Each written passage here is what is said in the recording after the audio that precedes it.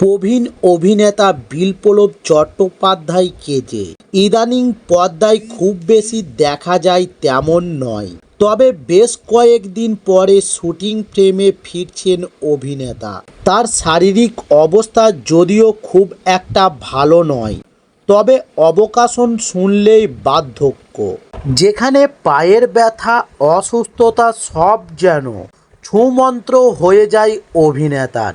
এখনও ছবির কাজ করেন, তবে কি শুধু ভালোবাসা থেকেই?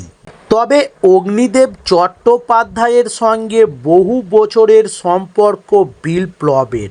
সেই বন্ধুত্বর নিরিখেই নতুন কাজের যাত্রা শুরু। আনন্দবাজার.কমকে বিপ্লব বলেন যে শরীর ভালো নেই, পায়ে ব্যথা, কিন্তু তা সত্ত্বেও সবাই আমার সঙ্গে যোগাযোগ করেন।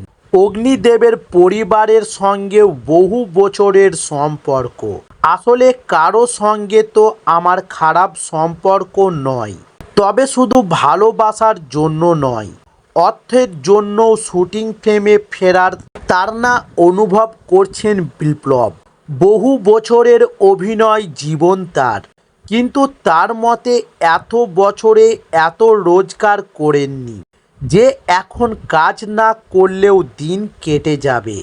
অভিনেতা যোগ করে বলেন, আমরা যে সময়ে কাজ করতাম তখন এত রোজগার হতো না, খুব বেশি পারিশ্রমিক পেতাম না যে এখন কাজ না করলেও চলে যাবে।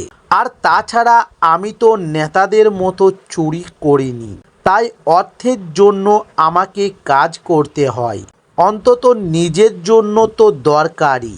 তাহলে আগামী দিনে কি আরও বেশি করে পর্দায় দেখা যাবে তাকে? প্রবীণ অভিনেতার কথাই, কাজের জন্য ভিক্ষা চাইতে পারবো না, তবে যদি কেউ যোগাযোগ করেন অবশ্যই কাজ করতে রাজি। অগ্নিদেবের চোর ছবিতে দুষ্টু নেতার চরিত্রে দেখা যাবে তাকে।